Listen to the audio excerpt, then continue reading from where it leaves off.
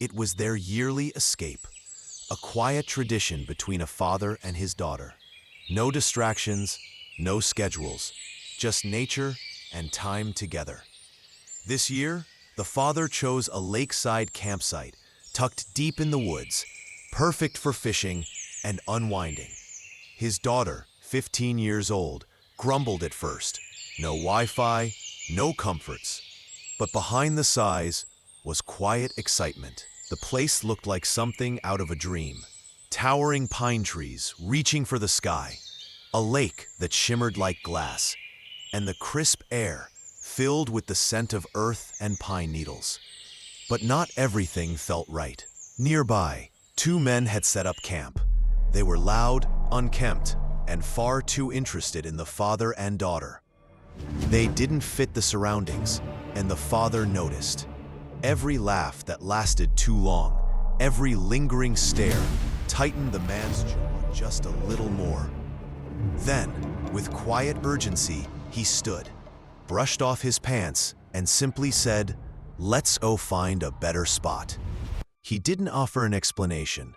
He didn't need to. They packed up and moved closer to the highway. The peaceful sounds of nature were replaced by the distant hum of trucks and the occasional horn.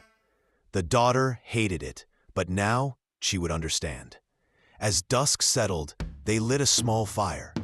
The flames flickered, marshmallows roasted, and her father told the same ghost stories he always did. Bad ones, full of charm. They laughed. It felt safe again, until it didn't. Without warning, the father's smile disappeared. His eyes locked onto something unseen. His voice dropped to a whisper. "Naomi, go hide under the car." She froze, confused. He was firm. "No arguments. Go, now." She obeyed. Beneath the car, in the shadows, the forest felt darker than before. And then, footsteps, crunching leaves. Two figures approached the fire. It was them. One man called out with a smirk. "Having a good time?" The father nodded politely, his grip tightening on the fire poker. "Do you guys need something?" They laughed, but it was off. Not friendly. "Just came to hang out. With you two." Then came the question. "Where's your daughter?" From beneath the car, she could see them scanning the campsite. Predatory. The father stayed calm, nudging coals in the fire. "She went to the lake, fishing." Then more firmly, "It'd be best if you left." The two men exchanged a look, unspoken but unmistakable. One of them began walking toward the car. The gravel crunched beneath his boots. She could see him, just inches away.